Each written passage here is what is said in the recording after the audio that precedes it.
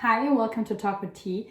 And today I want to talk about being nearly 30 years old. Well, I'm about to turn 27, which is basically pushing 30.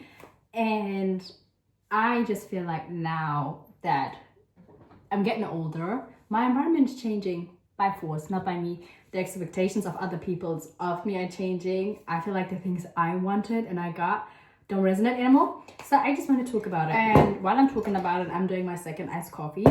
So bear with me. But basically, one of the first things I've noticed is people, they're way more interested in my love life. Way more interested. And the conversations of, did you meet someone? How's it going? Do you want to have children? Actually, it's not even do you want to have children? When are you having children? It's like the question they're asking. The answer to all of these is clearly no. I don't have children. I don't have a partner. And I'm honestly not in a rush for these things. I want these things one day. I'm not saying I'm closed off. I don't want them.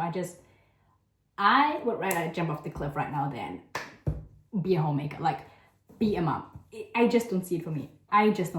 And like one of the things is like, because obviously women were always talking about the pressure. And I never really felt the pressure because quite frankly, I never had the pressure from the home.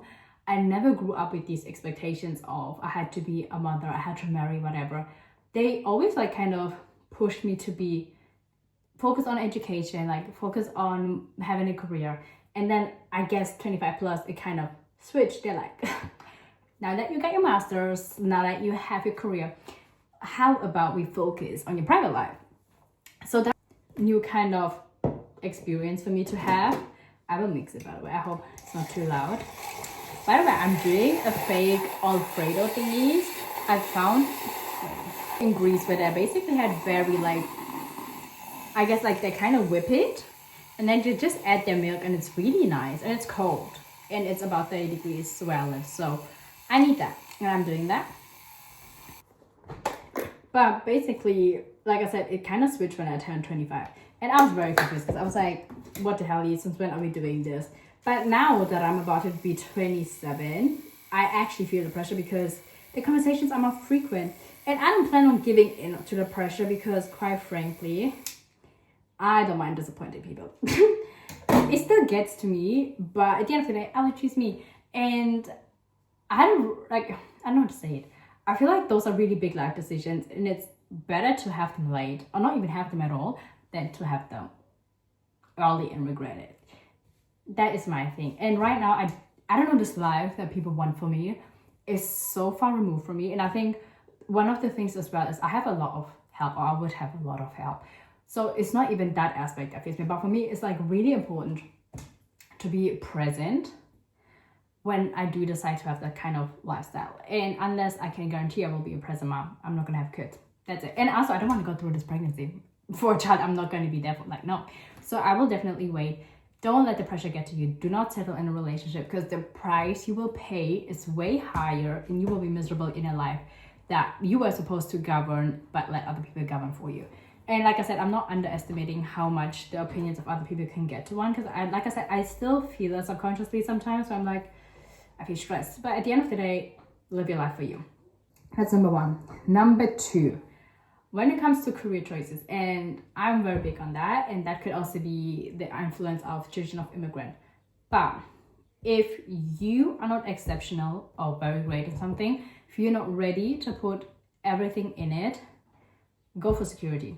Do not study fashion. Do not study something where you don't have connections. It's very hard to get into these industries, or if you're not ready to grind, or if you cannot afford to grind like that. Obviously, situational things matter.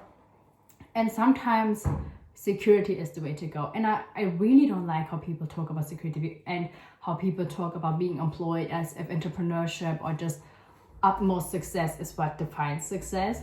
There is many ways of being, I guess, successful in today's society, and it could also just be being happy. And I think one thing people underestimate when they go for a career where it might be their passion, but it doesn't pay as much, is that financial instability that comes with it will also lead to your misery. So the question isn't really, do I want to have a job that I hate that will make me hate my life? The question is, do I want to do what I love, but that still leads me to a life that I hate because I can afford anything? That is really important. That's an important distinction to make. And it's really good if, obviously, find a middle ground. And I think one thing about passions and talents is that is not something that can be taken away from you. I think people really underestimate it. Not everything has to be a career. You can do something career-wise, which you don't hate, by the way. There are levels to this. You don't have to hate every 9 to 5. You can find a middle ground. You can find something that you enjoy. Might not be a passion, fine, but it pays the bills. It allows you a life of lavish, or the life you want to live, and then you can still go home and do your passion projects. And maybe if you want to do your job, do a second thing with it. Like, it's really like, go for security is my thing. And once we're able to live off your passion, jump boat. But unless you have a security net, you can always go home, you have the connections. It's a 1 in a million thing. And the likelihood of you not being the one is higher than the likelihood of you being the one. That is just all I will say. And if you want to pursue something, always have a backup plan. That's my thing. Have education to fall back on. Number 3. I feel like we're switching to the girl boss era, which I love. But obviously the housewife era, homemaking, 1950 style has been very trending. And I hate it. And I hate the entire, your feminine energy, your masculine energy. Do not fall into this trap. First of all, it's repackaged misogynistic and patriarchal ideas. I don't even know how to describe it, but the whole fact, if you think about it just logically, man and woman, 2 human beings, should grow up to be self-sufficient human beings. You should be able to come together and be partners. This whole conversation of a woman submitting to the man, and it doesn't make any sense, because ideally you probably marry someone within similar age ranges most of the time. If that is the case, what are you submitting to? It's not going to be leadership and wise. He has probably similar life experiences. You're going through life together. Also, why do you not want to turn your brain on? Be like, la la la la la la. Like, it's really, you know what it is? What I don't like about these conversations is we've had these lifestyles. Women fought to have the right to work, to escape these lifestyles because they weren't what it is. And you are more at risk being dependent on another person. That also goes the other way around, by the way. Also, the dangers to their life is not the same, but you know what I mean? It's gender-specific violence is a thing, but it's just, it doesn't make sense. So when you hear about this, a man should do this, a woman should do this, you have to be feminine, you have to be that. Be who you want to be, have someone that generally likes you and you want to be with. And also I want to add that this is a very heteronormative conversations we are having. It does not really, like, we don't really talk about these conversations within the homosexual relationships. So that's also something I've noticed. But my point is basically, you are 2 self-sufficient adults. You should be 2 self-sufficient adults. You should not be the one doing the majority of the care work. If you are, you're laboring, you're doing care work, you're not being compensated for. And the thing with the compensation things, when women are like, I should be paid for these, whatever. That's what I'm saying. Be very careful with your partner, because if you want to do this area of the house, by the way, it's nothing wrong with it. Make sure it's balanced. Make sure everything's transactional. It's a give and take. So go into these partnerships with a very clear mind of what you want, what that looks like for you, and if that partner can give that to you. And they don't have to be perfect from the get-go. You have conversations, you have different ideas of what something's supposed to look like, and you can make it come together. That's another thing. So do not fall into this trap, especially young girls. Don't fall into it. Dependability on another person, your life is literally at the mercy of another person's hand. It's not a position you want to be in. One thing you always want to have in life is options. You want to have options in your career. You want to have options in your level of, you want to have options. Your options are your freedom. The reason I'm telling you to go work, to not speak, whatever, is not because, hey, you want to be a modern woman. It's because your options and your own resources are your safety net. And if you don't think, oh no, my man won't do that, no, my man won't do this, just look around. These things have been done. We've just come to a new age, a time where it's as frequent because women have rights now, but just look at different countries. Like, it's a socialized thing. We are still unpacking as we are. And obviously it got better compared to certain other places. But femicide still happen in the West. Gender-specific violence still happen in the West. Rape still happen in the West. Like, we're not above it. And you will fall into these statistics when it comes to unpaid care work, when it comes to you your likelihood of being probably in an abusive relation once you're completely dependent and you have no resource of getting out. Those are very dangerous statistics. So always have your own. Always have your own. Do not have children you cannot take care of. Just for the worst case scenario. And it's not always about what if he cheats, what if he leaves. What if a person gets sick? Now your one income household is fucked and you all will go to work. Poverty.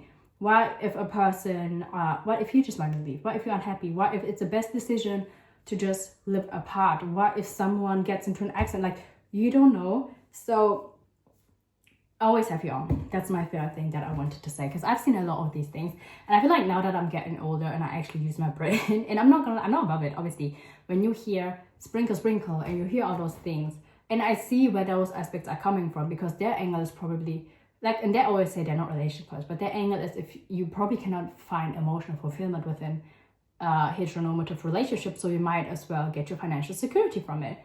And if you want to play those games, go ahead if that's the life you want to do. Obviously, I'm not saying it's right or wrong. Live the life you want for you, but you have to know who you are, what you can handle, and the lives you're getting yourself into. If you want a super successful partner that's always working, that allows you to have the life you want to live, you will sign up to be in a lonely marriage or lonely relationship and will probably be a primary caretaker for the children, if not a single caretaker in your relationships, because the other person will be constantly working and out and about.